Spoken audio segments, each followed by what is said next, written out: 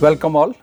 So, we are starting now the last and the final lecture of this course, 60th lecture, and I am discussing with you, as I discussed in the previous class also, the dividend decisions, that how the firms take the dividend decisions. So, after this completing discussion, conceptual discussion on the dividend decisions, I will close the discussion on the dividend decisions as a whole and even the course as a whole. So, let us learn about the remaining parts, important parts which are concerning the dividend decisions of the firms, how different other important say aspects affect the dividend decisions of the firm. So, one another important aspect is, apart from the things we have discussed so far, so the one important aspect here is the legal aspects. So, there are some say legal components also, because dividend is paid by the joint stock companies which are under the purview of the Ministry of Company Affairs or the Corporate Affairs, you can say, and Companies Act also applies on the companies, even the say income tax also applies on the companies. So, there are certain provisions of the Indian Companies Act 1956 and later on amended from time to time. Major amendments were recently done in say in the Companies Act in 2013.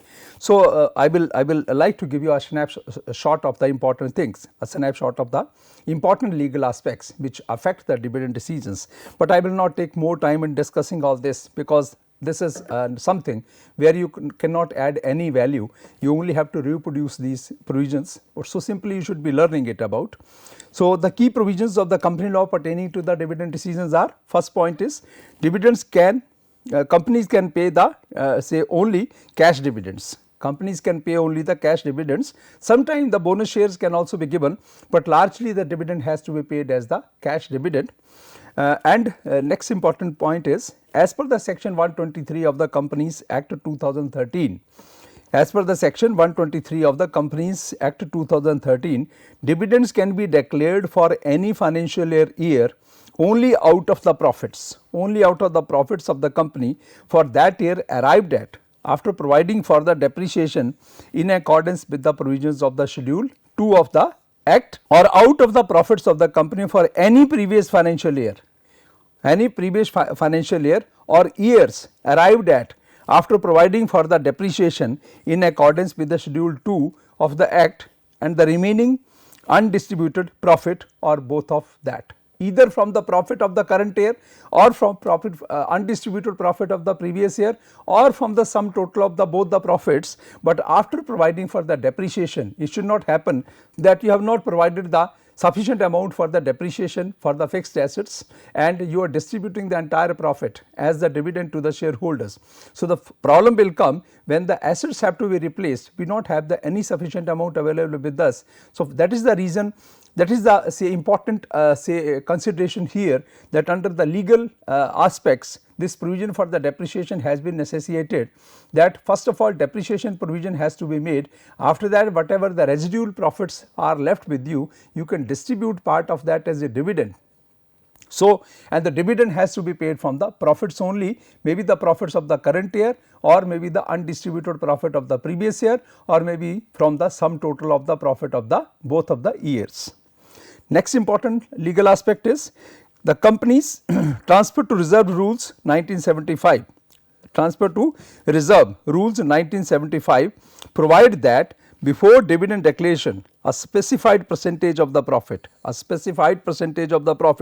should be transferred to the reserves of the company. Some amount of the profit should also be transferred to the reserves and surpluses of the company in the form of the retained earnings, so that in the event of non availability of the funds for meeting any kind of the exigencies or for any kind of the contingencies, we have the sufficient funds available with us. So, these are the major legal aspects. One thing is that it can be paid as a cash dividend. Second thing is, as it can be paid say from the profits of the current year or from the previous years, but after providing for the say depreciation. And another important aspect is that out of the total profits, some part of the profits should be transferred to the reserves and surpluses. We must create some reserve and surplus, and then only the remaining part or part of the profit can be distributed as dividend. Procedural aspects. There are the 4 points involved in the procedural aspects. Number 1 is the board resolution.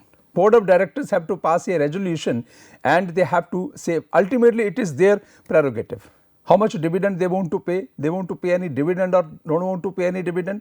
It may be possible that there is a profit in the company, but BOD feels that entire profit is required for reinvestment in the company, so they will not declare any dividend. So, first of all, board resolution is important. Second thing is the shareholders approval.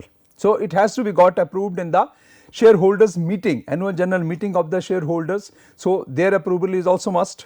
And record date, record date is that date, means on the date of paying the dividend, on the date of the declaration of the dividend, not paying, on the date of the declaration of the dividend, the number of shareholders whose names are appearing in the register of the company will be entitled to receive the amount of the dividend declared by the company, but the shareholders whose name is not appearing on the date of the declaration of the dividend in the register of the company will not be entitled for the dividend for that year. So, record date is basically the date on which the dividend is declared and the shareholders name is appearing in the register of the company. And dividend payment, finally the dividend has to be paid within 30 days, within 30 days it has to be transferred, dividend warrant has to be sent within a period of 30 days from the date of declaration of the dividend, and if there is any amount of the dividend left unpaid, maybe because of some reason, sometimes what happens that we send the dividend warrant, but the address of the shareholder is not correct, so it is not reaching at the proper time, or maybe some details of the shareholders are not available with the company, so it is not clear to whom to send the dividend or maybe when to send the dividend. So, it may be possible that out of the total declared dividend as per the number of shares, shareholders name appearing in the company's register, some of the shareholders are not locatable. So, their dividend remains undistributed or unsent. So, that amount of the dividend has to be say deposited in a special account to be opened in a scheduled bank within the 7 days from the last date of the payment of the dividend, that is after the completion of 30 days period of time within which the dividend warrant has to be sent to the shareholders. Within the next 7 days, the undistributed dividend has to be deposited in a special account opened in a scheduled bank, so that that amount can be later on transferred to the shareholders when their details will be locatable, and then finally that amount in that special account becomes 0 because total undistributed amount has been passed on to the shareholders as and when their details were available. Now, we discuss some other important concepts like bonus shares, and then we will discuss some buyback issues and some other things which are again linked to the dividend decisions. So, what is a bonus share? Bonus issue represents capitalization of the free reserves. Bonus issue represents capitalization of the free reserves. It is basically the capitalization of the free reserves. In the balance sheet of the company, there are certain free reserves. Sometimes the company feels that entire amount of this reserves and surpluses is not required all the times. So, why not to capitalize it, and why not to say transfer it to the account of the shareholders, and say the benefit of which can be passed on to the shareholders. So, capitalization of the free reserves built out of the genuine profits or the share premiums collected in cash only. A bonus issue represents capitalization of free reserves built out of the genuine profits or the share premium collected in cash only. In the wake of the bonus issue, number 1, what happens now? Shareholders' proportional ownership remains unchanged. Proportional ownership means in the percentage wise, if you talk about the ownership of the shareholders, that remains unchanged because every shareholder is getting the bonus share in the proportion of the shares he or she is holding. So, ultimate proportion remains the same. Total number goes up, but the ultimate proportion remains the same. Second is the book value per share, earning per share, and the market price per share decrease. The book value per share, earning, because number of shares has increased, total capital amount remaining the same, that is equity, paid up capital plus free reserves. Total amount is remaining the same. Earlier, for example, there were 1000 shares, now there are 1500 shares. So, what will happen? Value per share and earning per share, because number of shares you have increased. So, value per share, earning per share, and the market price per share will decrease, but the number of shares increase. but the number of shares increase, and it is only because of increasing the number of shares other things decrease, right. So, this is the bonus shares which is issued to the existing shareholders out of the say free reserves, which were built out of the genuine profits or the share premium collected in the cash by the company. Then we talk about the stock split. Stock split is a very important concept. Sometime what happens, companies say split their stocks into the smaller amounts. One share will be divided into 2 shares, or one share will be divided into 5 shares. So, something like that. Why it is done? Sometime largely the objective remains that when the share price or when the company's share is trading in the stock market at a very high price, when it is trading at a very high price in the stock exchange, so sometime it goes or reaches beyond the reach of a common man. Everybody cannot think of purchasing that share in the from the market, from the stock exchange. So, what the companies do to increase the trading of the share of the company, they split into the smaller number of into the multiple number of shares. So, the price per share comes down and it becomes within the reach of a common man. So, the trading for the share increases, because trading is the only mechanism which helps to reflect the true price of the share, right. So, stock split is many times used. So, what normally we do, let us understand, and then we will understand the difference between the bonus issue and the stock split.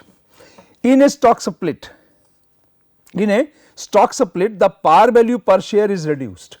The par value per share reduced and the number of shares is increased proportionately. In a stock split, the par value, because again same thing you are doing.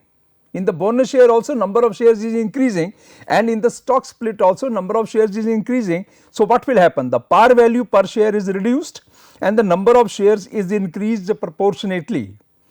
A comparison between the bonus issue and the stock split is given below, between the two is given below. So, what happens? In both the cases number of shares goes up, right. So, share price goes down in case of the bonus share also, in case of the split of the shares also. So, what is the bonus issue and what is the stock split? This table is given quickly. Let us have a glance on it. You can read it later on also, but let us discuss the important points. Bonus issue. The par value of the share is unchanged. The par value of the share is unchanged, and stock split, the par value of the share is reduced. Par value of the share is reduced. Number 2, a part of the reserve is capitalized. A part of the reserve is capitalized. There is no capitalization of the reserve. Only the existing shares are bifurcated into the smaller number of shares. And yes, the par value does not change because total common stock remains the same. Paid up capital plus free reserves are same, right. So, par value is not going to change. It remains unchanged, and in this case the par value changes. A part of the reserves is capitalized, and in this case there is no question of capitalization of reserves. The shareholders' proportional ownership remains unchanged. As I told you, percentage ownership remains unchanged. The shareholders' proportional ownership remains again unchanged in this case also. One share divided into 2, so proportional ownership is the same. The book value per share, the earning per share and the market price per share decline. The book value per share, earnings per share and the market price per share decline. In this case, the book value per share, the earning per share and the market price per share decline. So, same thing happen in both the cases. And number 4, the market price per share is brought within a popular trading range. That is why the say bonus shares are issued, so that the per share price goes down and number of shares increase, means you can say by increasing the number of shares in the market, it comes within the popular trading range, and the market price per share is brought within a more popular trading range. So, here the number of shares is increased, so it comes within the more trading range, and in this case price per share is reduced, so that it also comes within the range of say more trading range. So, more popular trading range, and in both the cases when there is more trading of any company shares takes place in the stock market. So, what happens? It comes in the reach of the common man, trading increases, and when the trading of any share in the stock market increases, I repeat that the true price of the share can be reflected. It is the only mechanism, not CAPM, not any other mechanism, but only the trading frequency of any company share in the market helps to reflect the true price of share, that what is the worth of the share, how much price people are ready to pay, that all depends upon the trading volumes. Now we discuss some next important concept, and that is called as the share buybacks. Share buybacks is again a very important concept, which is also linked to the say dividend decisions, because when share buyback will happen, dividend will also change, dividend decisions will also be affected. So whether it is a bonus issue, whether it is a stock split, or whether it is a share buyback, all the three are say affecting your dividend policy. That is why we are discussing these important concepts here. First point, share buyback referred to as equity repurchase, or stock repurchases in the US have become possible since 1998 in India also. This process of share buyback originated in US, came from US to the other economies, and in India also this was allowed in 1998, and buyback is governed by the SEBI guidelines issued in 1998, right. So SEBI guidelines are important. For the first time buyback was allowed in India in 1998, and SEBI formed the guidelines that how the buyback of the shares will be done by the different companies. After that, many companies, Reliance Industries, Bajaj Auto Limited, and many other bigger companies, they have gone for the share buyback, and this process has been very facilitating for many companies who wanted to buy back their shares from the market, because sometimes what happens, the company is overcapitalized. They are not justifying their investment in the company, and the total capital invested in the company is more than the say real requirement of the capital in the company. So in that case, sometimes the company feels that if the part of the capital means the same level of the operations, if they can be carried over with 1000 rupees, so why should we invest 2000 rupees for carrying on that kind of the operations. So if 1000 is returned back to the investors, only 1000 which is really required, if it is retained in the firm, then I think it improves the overall financial health of the company, capitalization of the company, and dividend to be paid to the shareholders also to the of the company. Section 78 brought in by the Companies Amendment Act 1999 has caused this structural change in the theme and philosophy of the company law, that subject to the restrictions envisaged in the section, a company may buy back its own shares. Subject to the restrictions envisaged in the section 77A, company may buy back its own shares. In India, corporates generally choose the open market. There are basically two methods of purchasing the rebuying the or repurchasing the shares from the market, or buying back the shares from the market. One is the tender method, second one is the open market purchase method. Under the tender method, company who want to buy back its own shares, they fix up a price, right. They prefix a price, and that price is normally, which is a fixed price, remains more than the normal market price. So they give the allurement. They give the reasons, they give the allurement to the shareholders that if you want to sell off your shares or return it back to the company, you can, and they normally fix a price which is more than the normal market price. Now for example, a company whose shares are more than the genuine requirements of the company, so naturally the demand for the shares of that company will be very less in the market, because dividend paid is also very less, because company's earnings are not justifying that amount of the say shares. So it means the price which is available, at which the share is available in the market, must be comparatively lesser. So if the company want to buy back the shares from the market, by following a tender method, they have to fix up a price, offer it to the people by way of advertising it in the newspaper, that we are ready to buy this much number of shares at this much of the price. If anybody want to sell it back, return it back to the company, then it can be done. So that is a tender method. And open market purchase method is that when the company purchases its shares from the open market stock exchange with the help of or through the brokers.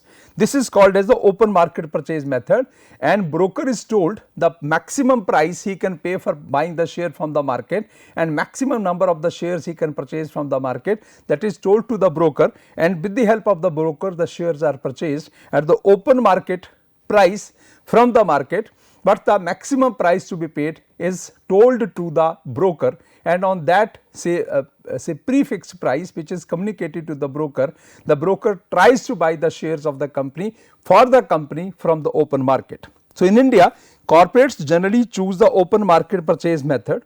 Under this method, a company buys shares from the secondary market over a period of 1 year, subject to a maximum price fixed by the board or shareholders in their annual general meeting. A company that chooses to buy back has to appoint a merchant banker, and make a public announcement of the offer 7 days before the commencement of the buyback. 7 days before the commencement of the buyback, the buyback has to be completed in a period of 12 months. The buyback has to be completed in a period of 12 months from the date of passing the special resolution by the board of the company or board of director of the company. So, these are some of the important provisions. It was initiated, buyback was allowed in 1998. SEBI guidelines for the first time were issued in 1998, and open market purchase method is used. There are two methods, tender method and the open market purchase method. So, open market purchase method is used in India, and section 77A of the Companies Amendment Act 1999 deals with the provisions of the buyback of the shares. Why the companies want to go for buyback of the shares, or why the government has allowed? You can look at it from this angle. Number 1, efficient allocation of the resources. Sometimes the companies are over capitalized, right. So, if you have invested 2000 rupees at the place of 1000, if the 1000 is actually required and we are say investing 2000 rupees, so the company is over capitalized. Nowhere it will be justified by the operations of the company that this company requires 2000 rupees, right. So, that 1000 can be withdrawn, can be invested elsewhere. Second, price stability, because if the say number of shares are optimum, which are justified by the company's overall net worth, performance, operations, everything, then price will be more stable. Otherwise, if the large number of shares are say floating in the market, then price may not be stable. Sometime depending upon the performance of the company, the price may go up, but largely the price will remain lower because dividend is also affected in case of the overcapitalization. So, price stability is another important objective. Tax advantage, right. Tax advantages in terms of that, for example, you want to talk about that say by way of the capital gain, people should earn more as compared to by way of the dividend, because dividend is taxable. It is not taxable at the hands of the shareholders, but it is taxable at the hands of the company when the company declares dividend, right. But if the company declares dividend, so tax will have to be paid. But if the people want to earn, or a company want the people to earn more through the capital gains, right. So, in that case they should be able to sell the share at a price which is substantially higher than their purchase price, but that will not happen because price of the share will not change or especially change upwards because companies are already over capitalized. Control, right. So, buyback is that shareholders want to the promoting shareholders, the major shareholders of the company want to strengthen their control upon the company's ownership. So, they buy back most of the shares from the market if it is possible, and then overall control comes within the say within the hands of the few major owners of the company or shareholders of the company. Voluntary character. So, it is up to the shareholders, it is not compulsory for the shareholder to sell back their shares to the company. If they want to, company can offer to buy it back, but if they want to sell it back to the company, then it is up to them. If they do not want to sell it back to the company, nobody can force them. So, it is a voluntary in character. No implied commitment. Once the buyback is done by the company, do not expect in future also it will be done. It is only a one time commitment. It may be done once, it may not be done in future, or it may be done again also, but no commitment. Capital structure changes. Certainly the capital structure will change because debt equity ratio will change, your capital will come down, your debt will remain the same, equity will come down. So, your capital structure will change, certainly it will impact the capital structure, and debt equity ratio will be certainly changing. Objections to buyback. There are three objections. First is unfair advantage. Second is the manipulation, third is the excessive payments. Unfair advantage is basically sometime what happens that it may be blamed that the major shareholders who have the controlling stake in the company, they would like to increase their stake in the company and enjoy the maximum dividend or the returns on their investment. So, to have that unfair advantage in the favor of the majority shareholders, the shares are bought back from the minority shareholders. This is one important point of criticism. Manipulation. Sometime by manipulating or maybe artificially increasing or decreasing the price of the shares in the stock market or increasing the fluctuation in the share price, the minority shareholders or retail shareholders may be compelled to sell back the shares to the company so that the major shareholders gain the maximum control. So, this way they can do the manipulation. And third one is the excessive payment. Sometime to meet this objective of maximizing the control, they want to buy back the shares from the retail shareholders by hook or by crook at any cost, right. So, sometimes they make the extra payment also which affects the reserves of the company. So, excessive payment is being made through the management of the company by the majority shareholders to compel the say minority shareholders or retail investors to sell off their shares back to the company. Ultimate objective is say strengthening the control, but the payment is going from the accounts of the company and the reserves of the company are getting affected. So, these are the 3 points of criticism, but largely it is a very carefully done exercise. SEBI also remains in the picture, company law is there and the provisions of the company law are also there. So, taking into consideration, keeping into consideration many important components, the final decision is taken, but still we should be careful about that if any company is offering to buy back its shares, as an investor we have to be careful whether we would like to sell the shares back to the company or not would like to sell the shares, because basic character of the buyback is voluntary. It is not a compulsion on the shareholders, it is only an offer. If they want to accept it, fine. If they do not want to accept it, nobody can compel them. So, there was a survey conducted in US by 2 people.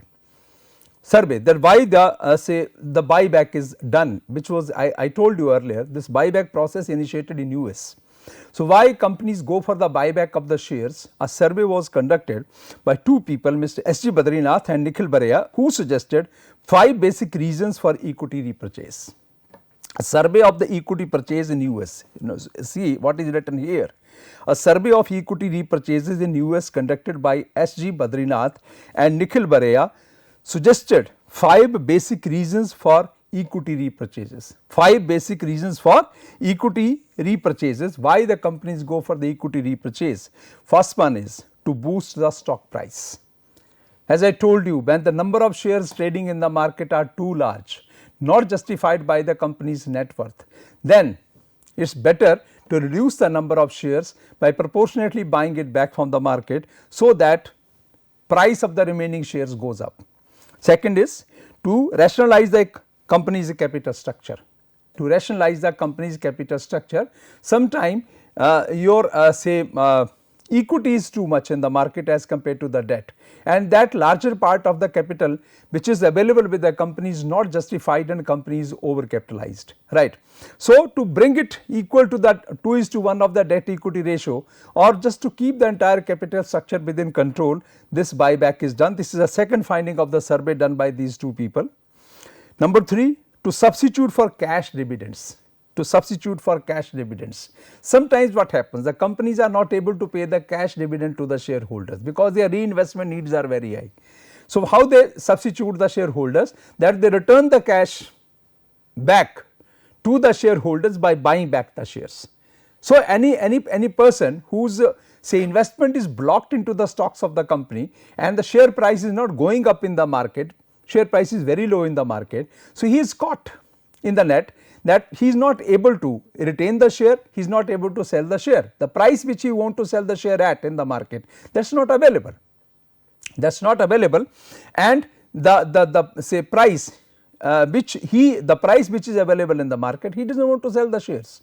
So, neither he is getting the desired amount of dividend, nor he is able to sell the shares back in the market. So, to compensate those kind of the shareholders, this buyback is offered by the companies. Fourth important point or outcome of the survey is to prevent dilution from the stock market grants, to prevent dilution from the stock market grants, that say to prevent the dilution, that how means when I told you, when the share is trading in the market, when the share is trading in the market, the price comes down. There is a dilution in the price of the shares because number of shares trading in the market are too many and they are not justifying, the company's earnings are not justifying, dividends are not justifying, company's operations are not justifying. So, price is coming down, dilution in the price is there in the stock market. And number 5, last point of finding was to give excessive cash back to the shareholders, to give excessive cash back to the shareholders. Sometime company has excessive reserves, they are not required within the company, reinvestment needs are not there, and company does not look forward that any investment needs are there where these excessive funds can be used. Reserve and surpluses are mounting, they are too much, and in a way they are taking the company from the optimum capital structure towards the overcapitalization.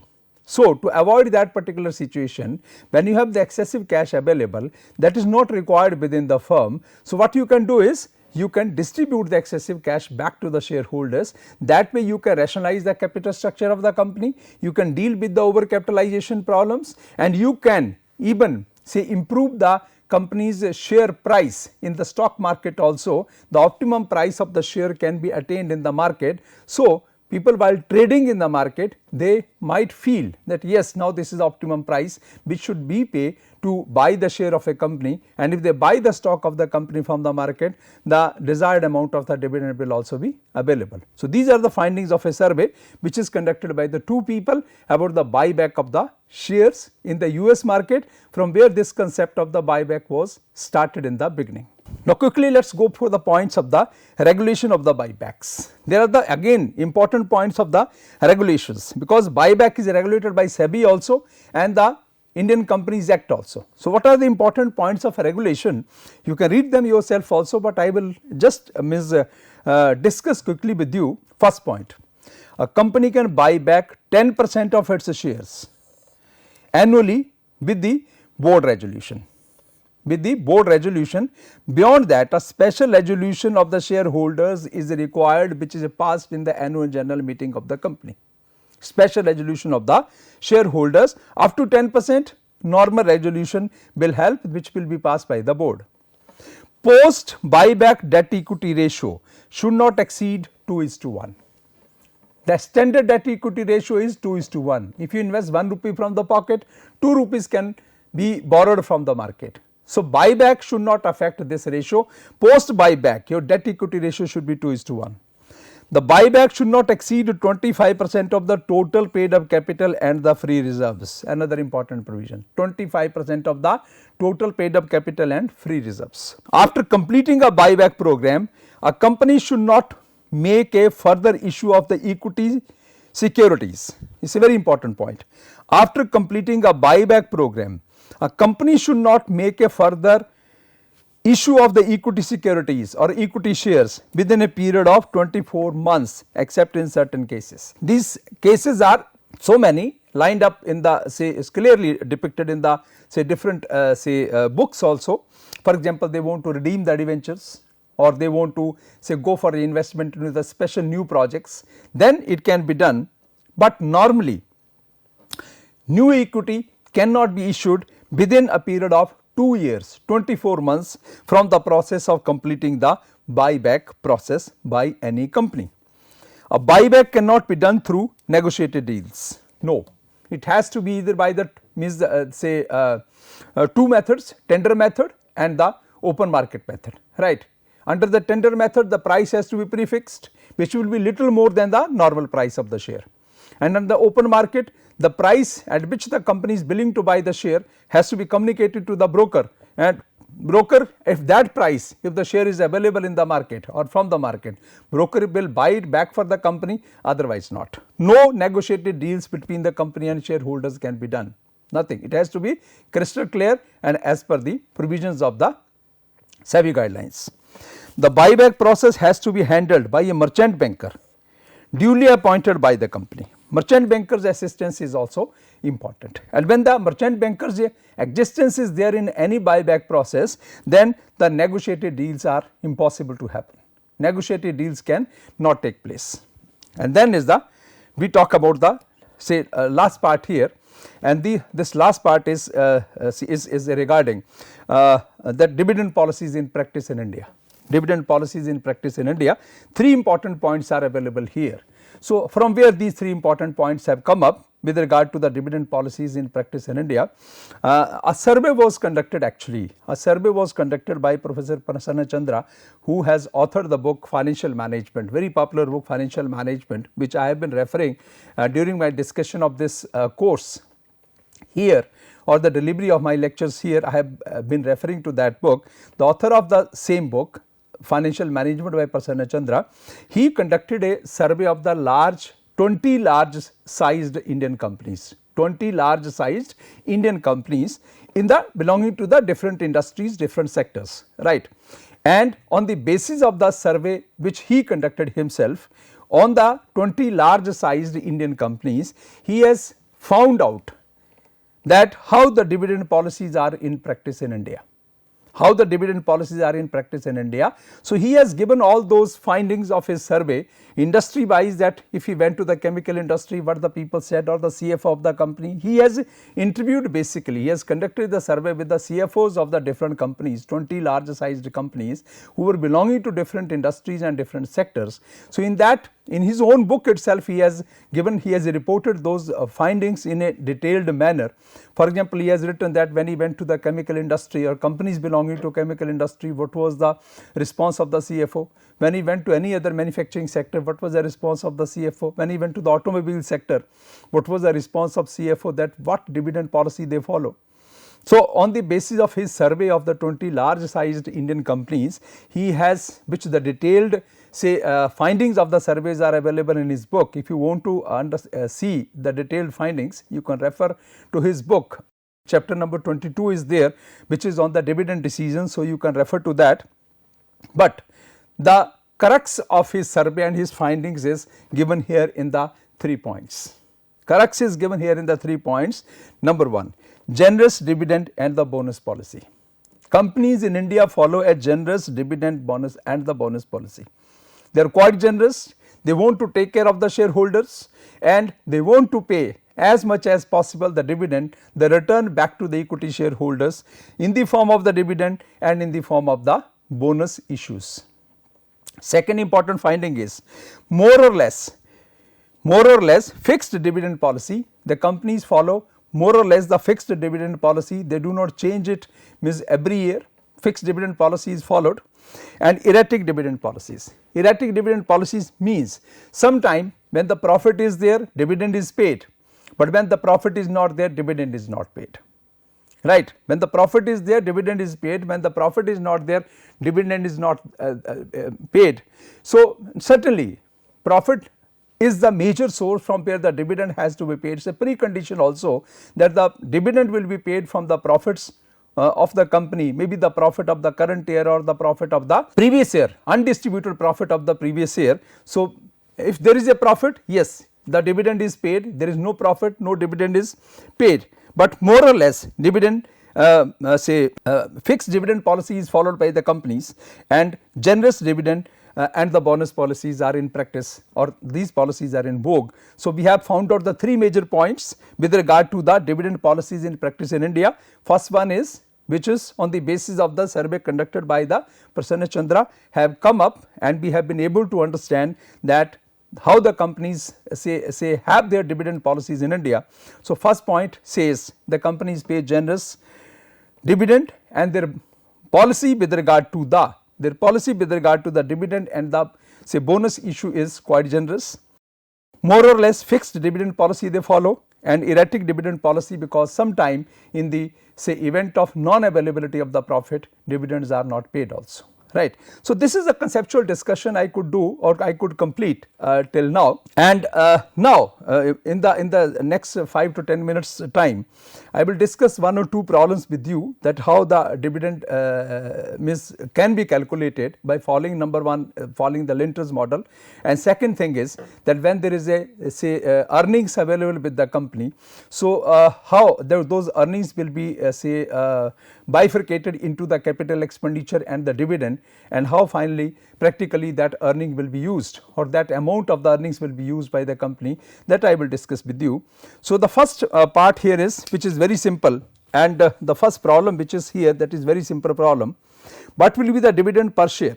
The first problem, what will be the dividend per share of Rama Industries for the year 2018 given the following information about the company?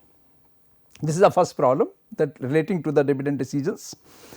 We are given the EPS for the current year 2018, and that is rupees 3, that is earning per share. Dividend per share for the previous year 2017, that is rupees 1.2. Target payout ratio, that is 0.6, and then is the adjustment rate, that is 0.7. So, now you look at whatever the information is given to us, nowhere it is written that you have to apply the Lintner's model and calculate the dividend amount to be paid. What will be the dividend per share? So, you have to, means nothing is mentioned here that by applying the Lintner's model you calculate the dividend to be paid by the Rama Industries, but you see, depending upon the input information given to us, we are given the EPS for the current year, we are given the DPS for the previous year, we are given the target payout ratio for the which is the company's target payout ratio, and we are given the adjustment rate, right. So, looking at these 4 inputs, it is a clear indication that you can find out the amount of the dividend to be paid per share by the Rama Industries by following or by using the Lintner's model. So, if you use the Lintner's model here, so how you can calculate? The model is very simple, right. Lintner's model is very simple. So, with the help of Lintner model,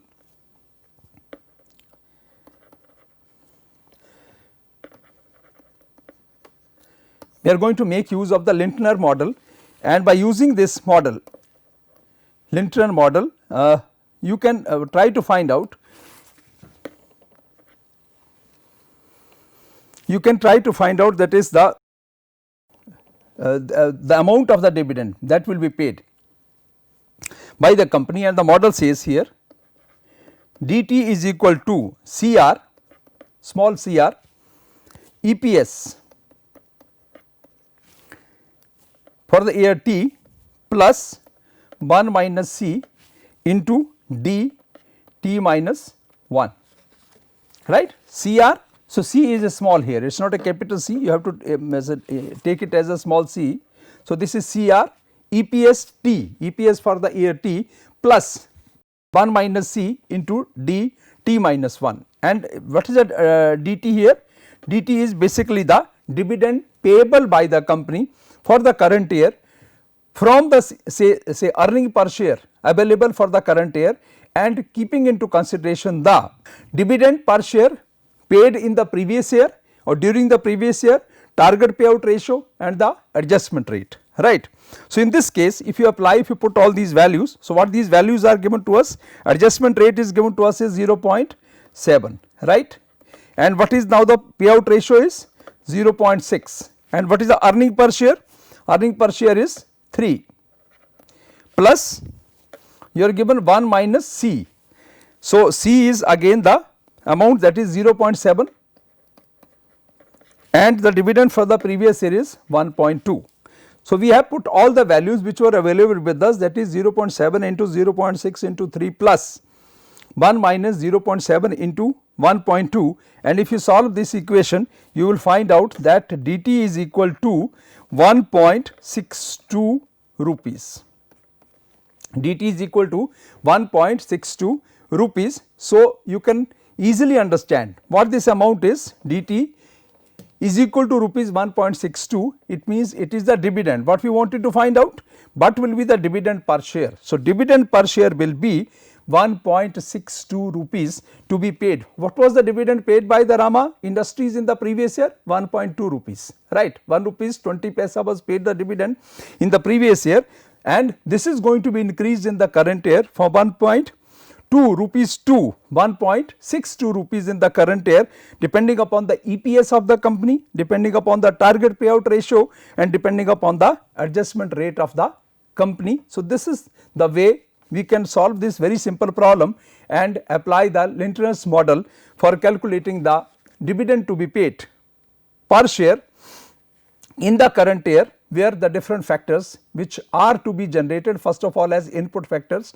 and if they are available you can apply the Lintner model and calculate the dividend payable in the absolute amount. This is the beauty of the model, that in the absolute amount per share dividend payable by the company in the current year can be calculated. Now, we do one more problem here quickly, and the second problem is a little lengthier. So, I will do the one part of it and remaining I will give you the hints, so you can do it yourself. The problem is Raja Limited expects that its net income and the capital expenditure, that its net income and the capital expenditure over the next 4 years will be as follows. We are given the 4 years, right. First year the net income will be 10,000 rupees and capex, capital expenditure, will be 8,000 rupees. Second year the net income will be 12,000 rupees, capex will be 7,000 rupees. Third year the net income will be 9,000 rupees, capex will be 10,000 rupees, and fourth year the net income will be 15,000 rupees, capex will be 8,000 rupees. Company has 5,000 outstanding shares currently, on which it pays a dividend of 1 rupees per share, dividend of 1 rupee per share. What is now required to be done? First point, what will be the dividend per share if the company follows a pure residual policy? What will be the dividend per share if the company follows a pure residual policy? B, what external financing is required if the company plans to raise dividend by 1%? What external financing is required if the company plans to raise dividend by 10% every 2 years? And C, what will be the dividend per share and external financing requirements if the company follows a policy of a constant 60% payout ratio? So, these are the 3 requirements which you have to work out with the help of this information, which is with regard to the net income and the capex, right. So, let us do the first part here quickly, and then we will understand that how the other 2 part can be done and how the different requirements of this problem can be answered here. So, first is, that is the under the pure residual dividend policy. Pure residual dividend policy means out of the total earnings, first of all you have to deal with the capital expenditure, and after that whatever the amount is left with us, that will be used for paying the dividend to the shareholders. So, under the pure residual policy, you can call it as DPS, dividend per share under pure residual policy, pure residual policy. So, here you can take the particulars, and here you can take the years, right. Here you can take the years, because we are given the information in terms of the years. So, here you can take the years, and years are 1, 2, 3 and it is 4, right. Years are 1, 2, 3 and 4. So, first thing is the earnings, EPS, or total amount of the earnings. It is not earnings but EPS, but total amount of earnings. So, total amount of earnings given to us is how much? Total amount of earnings given to us, we have to find it out from this, and earnings are given year wise 10,000 rupees. Then we are given the next is earning is the 12,000s, then we are given the earnings is 9,000s, and then we are given the earnings is 15,000s, right. So, what is the capex? Capital expenditure, it is also given to us. Capital expenditure in this case we take is the 8,000, right. Second is 7,000s, then we are to take 10,000 which is given to us. These 2 informations are given to us, right. And then is the now out of this, for example, earnings are 10,000, capital expenditure we want to make is 8,000s, right. Now, in this case we assume that equity investment is done is equity investment which comes, or which the say has to be made here is, that is, for example, we assumed equity investment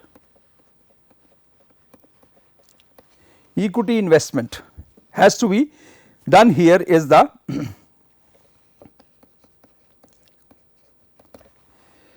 we assume that 4,000 rupees. The company's policy is that equity investment will be 4,000 here. In this case it will be 3,500s. in this case it will be 5,000 and in this case it will be 4,000, right. Equity investment has to be made is 4,000 and 5,000 and this amount is, that is the equity investment. So, equity investment will come from where? From the retained earnings. So, from this means this is a total expenditure 8,000, that is a capital expenditure which we want to make in the year 1, this in the year 2, this in the year 3, this in the year 4, right. And it is decided by the company that equity investment will be 4,000 only, remaining amount in this case 4,000 will come from the borrowings, in this case the remaining amount will come from the borrowings, in this case 5,000 will come from the borrowings, in this case 4,000 will come from the borrowings, right. So, in this case what is the pure residual amount? If you talk about the pure residual dividend, pure residual dividend, pure residual dividend, this will be, so it means out of 10,000 if 4,000 is invested into the capital expenditure. So, pure residual dividend left with us is the 6,000, in this case it will be 8,500, in this case it will be 8,500 and in this case will be how much? 4,000 and in this case it will be 11,000, right. So, you can easily calculate what is the dividend per share. How many total number of shares are there?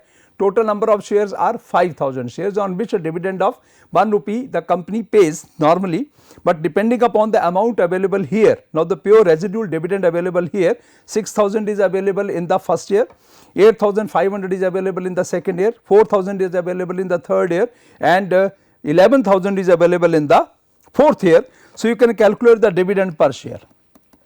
You can calculate the dividend per share. If you calculate the dividend per share, how much it is going to be? It is going to be 1.20 because 6,000 will be divided by 5,000 shares.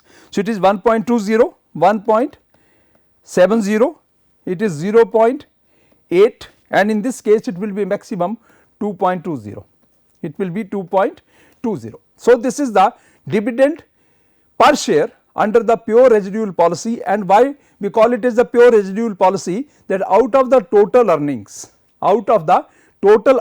first of all we will decide the capital expenditure, and in that capital expenditure how much part will come from the equity investment, that is from the retained earnings, that is from the earnings, and amount which is remaining after making investment for meeting the capital expenditure requirement, the remaining amount will be paid, will be distributed as a dividend. That is why it is called as the pure residual amount, pure residual dividend, and this amount is called as the, in this case this amount has worked up as the 6,000 rupees and total number of shares are 5,000. So, if you divide this 6,000 by the 5,000, so in the first year the dividend per share is 1.2 rupees, it is in the absolute value rupees 1.20, in the second case rupees 1.70, in the third case is rupees 0.80 and in the fourth year it is rupees 2.20. So, similarly you have to answer the other two questions which I leave it to you, you can do it yourself. And for example, in this case what is the second question? Second question is, what external financing is required if the company plans to raise dividend by 10% every 2 years. So, you can simply understand that out of the, what you have to do in this case is, so if you want to find out that how much is the question here is that external financing required, right. So, for example, in this case say how much external financing is required. So, first of all you take in the second question, to answer the second question, first year process I am explaining and other you can do it yourself. So, it is 10,000, DPS is, for example, dividend per share is 1. So, total dividend paid will be how much? Multiplied by 5,000, right. So, it will be, total dividend will be how much? Total dividend will be rupees 5,000. I am explaining it to you, you can do it yourself, 5,000, right. What is the retained earnings? Retained earnings are, now we are left with 5,000 only. So, how it is? That is 10,000 minus 5,000. So, it is 5,000 retained earnings, and what is the capex? Capex is going to be how much? 8,000. So, external financing requirement in the first year will be equal to 3,000 rupees, right. So, this way you can solve the other problems, means for the other years also you can do it yourself, and in the Other case, for example, now the next question is that it is asked here us is what will be the dividend per share and external financing requirements if the company follows the policy of a constant 60% payout ratio. So, there you can change the dividend up to 60% of the earnings, the dividend amount will become 60%. So, from the earnings 60% dividend amount will be first subtracted, whatever the balance is left that will be available for the capital expenditure meeting requirement, and the balance amount, that is the amount total required as capital expenditure and available from the earnings.